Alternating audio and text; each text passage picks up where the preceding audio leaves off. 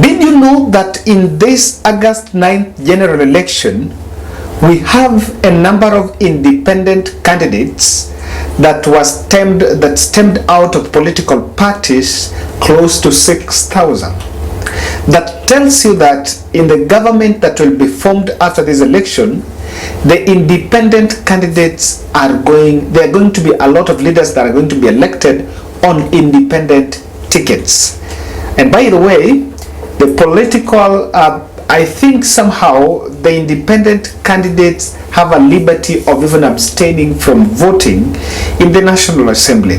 However, they have a stake on running, they will have a stake on running the government of the day. Ladies and gentlemen, now this analysis, I just want to ask a simple question.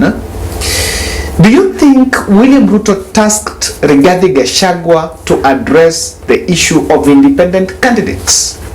Because he's just committed another blunder. In my own observation, there is a clip that is circulating online where Rigathi Gachagua was addressing a rally in Baringo. And in that rally, he was talking about how the independent candidates cannot deliver development to the region. And also let us just tell our voters, let us tell our viewers the truth.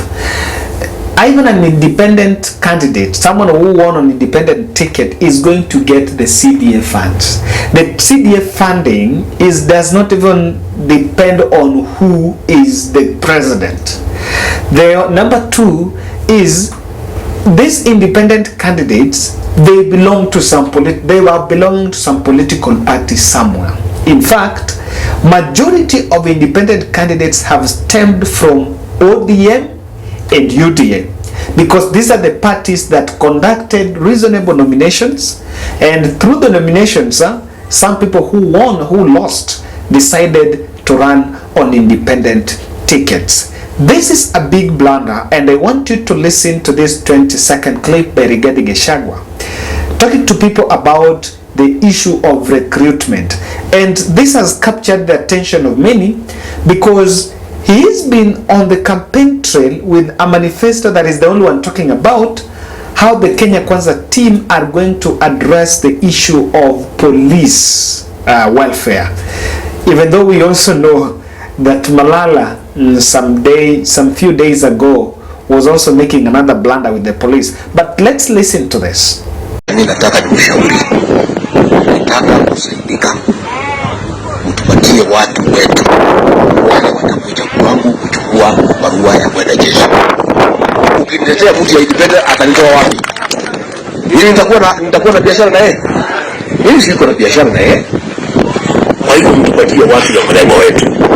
Let me put that statement into context. One, he was trying to address the issue. He was trying to talk about 6 P's, where he was saying that vote the leaders through that are in UDA, because if you vote in a leader who is not in a political party, then in the event that they form government and they want any favor from government, I want to understand that the issue of recruitment into jeshi na polisi, that was just an example, but any other service that may be needed will only be tailored to the community, rather to the voters, through the leaders that are voted through UDA. Perhaps that is a mistake because of these 4 reasons that I can make for myself. The independent candidates are playing a critical role in this election. Ladies and gentlemen, if you're watching this video and you've not yet subscribed, I want to humbly request you to subscribe to our channel, click the notification bell, and also give us your feedback. Do you think it is a mistake for Rigathi Gachagua to allude that the people are going to reach him with letters and then through him is going to employ people into the jeshi directly? Where is the merit? Is it just going to be a transactional affair? I want us to look at this. The reason why this observation is a bit of a blunder is because of the corruption undertone in that statement. When you say that the leaders that are appointed, that maybe are elected through UDA, will come to me, and through me I'll just be giving letters directly to be employed into the forces, it seems to his political opponents that will be captured. And even if you look at Twitter, the people that are sharing that clip are branding him the corrupt person. While we know that if there is a narrative that Ruto Gachagua ticket is struggling to evade, or rather to fade away, is the corruption tag. Now, this sense of saying that things will just be done, it seems like it will just be transactional, where everything that will be done will only be done on favor. And again, is it of merit? Is it of merit? Because the other day when Malala spoke about police, the police spokesperson came and talked about this. But at some point, there is a question that will keep on emerging, that what are the KDF going to say? Is it just about, is there merit, like absorption in KDF? Is it not on merit based, even if there are elements of corruption? But is there not the issue of merit? That one comes. But to some observers, it is a sense of entitlement. And this sense of entitlement is what is breaking the Kenya Kwanza in the middle.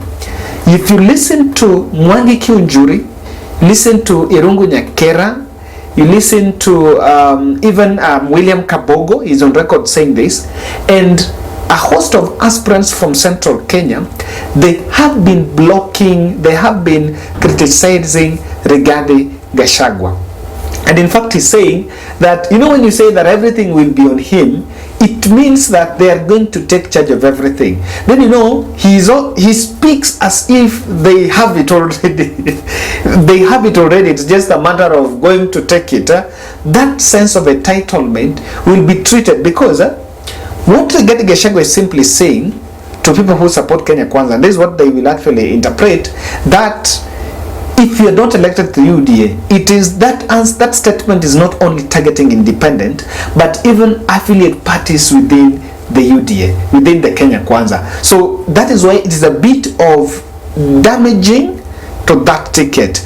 But look at this, there are many independent candidates that are supporting UDA. The ones that are vying, but they lost in the nominations that were conducted in UDA. What they have opted to do, especially in central Kenya and even in Rift Valley, they have opted to support William Samoei Ruto. Now, these independent candidates are going to be disadvantaged, because even if you don't support, even if you're vouching for 6-piece, but you should find a way that you don't hurt the other person. What is most likely going to happen is this: an independent candidate, if they support candidate X, it's going to boost turnout. Now, in central Kenya, if they feel discouraged, then they start hitting Rigathi Gachagua. Most likely what can happen, they're most likely going to vote for their candidate, because yes, maybe the independent candidate may not win, but he might take his voters to the ballot and tell them, vote for me, but hapo juu, think about it. Also look at what has been happening in Nyanza. Raila Odinga has been struggling with either it's a perception by design, or it is a reality on ground that there have been voter apathy. That voter apathy has been directly attributed to the shambolic nominations, then punching away of independent candidates. In 2017, Bongo was an independent candidate. The same way in Homa Bay, Magwanga was an independent candidate. And perhaps these independents, if they're very delicate, because they have nothing to lose. They had already lost in nominations. Even when someone is going independent, the probability, his own probability of winning as a politician stands low. So it's not shocking. What is going to be hurt is the presidential ballot. But could it be an understatement to mention that perhaps the defense docket is already with the UDA? Or maybe the defense docket is under Rigathi Gachagua? Because there is no way you can say that you'll come to me and I will write letters. It's only that is going to interfere with that. even though we understand that KDF is under the presidency, and again it is a stand-alone institution with its own budget on how it's running its staff, it is an issue that is going to dent the ticket. And I think the messaging team, the people that are doing messaging for Deputy President William Ruto and the Kenya Kwanza team, they need to sit down and find out how they can fine-tune some stuff. The campaign period is going to be opened on Sunday. I am telling you, this is Kenyans. This is what to expect. We are now going to the real politic, where it will be about dramas of who skipped which rally, who said what in that rally, what is the interpretation. We'll just be discussing messaging and the propaganda that are coming from the two political divides. That's my analysis, but you can also give me your opinion here. What do you make of this? And kindly make sure you subscribe to our channel.